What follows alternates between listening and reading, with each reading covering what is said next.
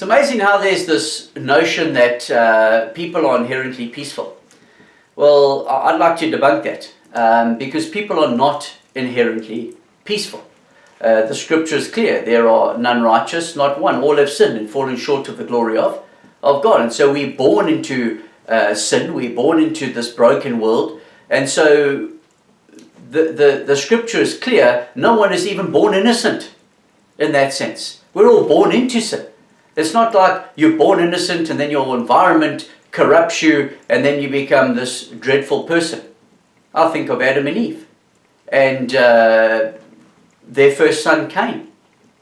Their first son. And he kills his brother. Now, what are we saying, that Adam and Eve's household was this terrible household and Adam was an absent father and a shocking example to his boys, so that Cain becomes a murderer? This is crazy, folk. You see, it's within the heart of every single one of us.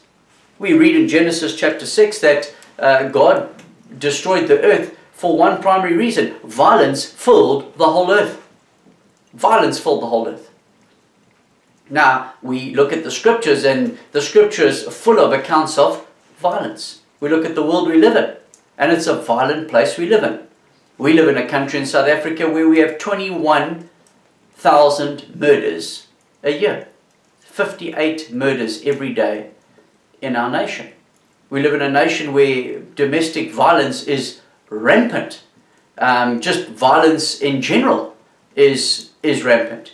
There's a good chance that every single person in our nation has seen violent acts, probably more than once. And so this notion that people are peaceful is a lie. People are not peaceful. So when you look at 2 Timothy chapter 3, Paul writes this, and he says to Timothy, know this, that in the last days, perilous or dangerous times are going to come upon the church. Verse 2, men will be lovers of themselves, lovers of money, boastful, arrogant, blasphemers, disobedient to parents, unthankful, ungrateful, unholy, unloving, irreconcilable, slanderers, without self-control, savage, opposed to what is good, treacherous, reckless, conceited, loving pleasure rather than loving God. Does that sound like peaceful people to you? And yet Paul says this is the state generally that so-called Christians will be in, not the world, because he says they maintain an outward appearance of religion. These are so-called Christians that are living this lifestyle. You know, you've probably had the encounter on numerous occasions. People in your own congregation hate you. You try and resolve a conflict between people, and you can't believe the venom that comes out of people.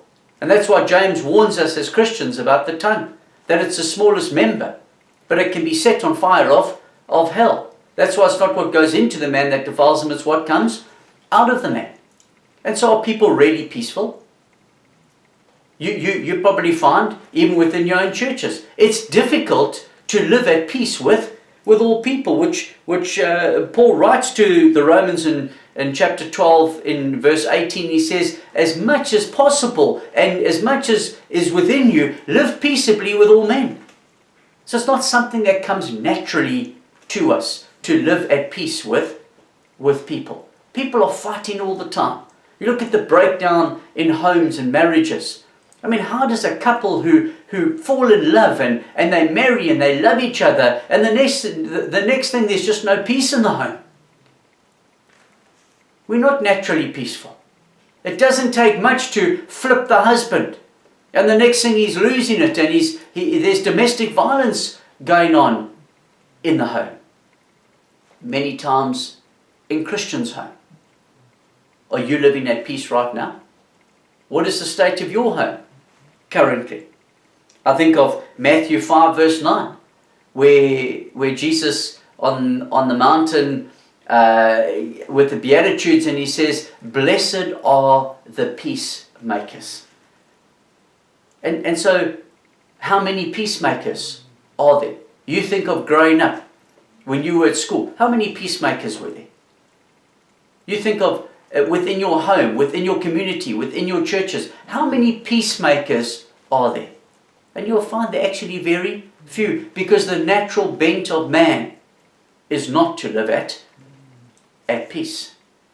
And because we're selfish and we always want to get our own way, we're willing to do whatever it takes. And that's why living at peace with all men becomes a challenge for us. I think of one of the fruits of the Spirit in Galatians 5 verse 22 is peace, love, joy, and peace. It's a fruit of the Spirit. It's not something that is naturally inherent within us as people. God's got to put it there. And that's why Jesus himself said, I haven't come to bring peace, but to in fact bring a sword. And this world will never have peace until the Prince of Peace comes. But for you and I, we're no longer in the world, although we're of the world, but we're in the world, but we're not of it. And so he gives us his peace, he says. He says, not as the world gives, but as I give. My peace I give unto you.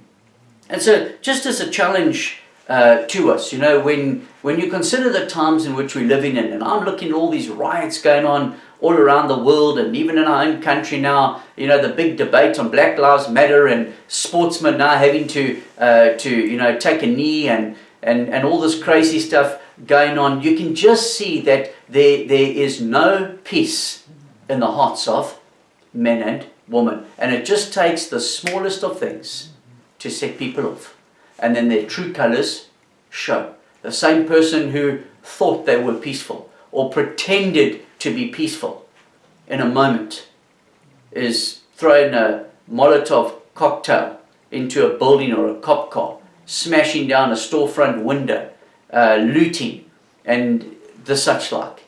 And so we've got to understand, as believers, we're born into sin. I want to just close with this passage of scripture in Romans chapter 3, and Paul talking about the Gentiles, and he says this from verse 10.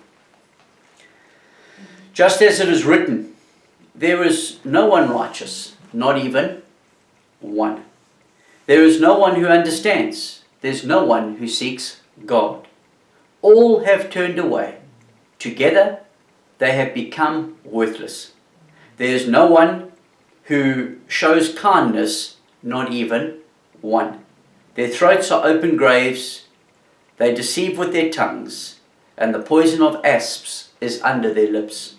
Their mouths are full of cursing and bitterness. Their feet are swift to shed blood. Ruin and misery are in their paths, and the way of peace they have not known. There is no fear of God before their eyes. That's the state of humanity outside of Jesus Christ. But even having come to faith in Jesus Christ, Paul writes to the Galatians in chapter 5, and he says, if you walk in the flesh, it's death. But if you walk in the Spirit, it is life and peace. And so ultimately, the only time you and I can enjoy and manifest the peace of God is in this one place of when we walk in the Spirit. And so inherently, man is not peaceful. But when we walk in the Spirit, we are able to enjoy and to show the love and the peace that the Spirit will manifest through our lives. And so you search your own heart. Examine your own life. And don't be deluded into believing that in this world we're going to find peace. And people are in fact peaceful. That is in fact a lie. And so we are the ones as the church who should be manifesting and showing to the world the true peace that comes only from the Spirit of God dwelling within us.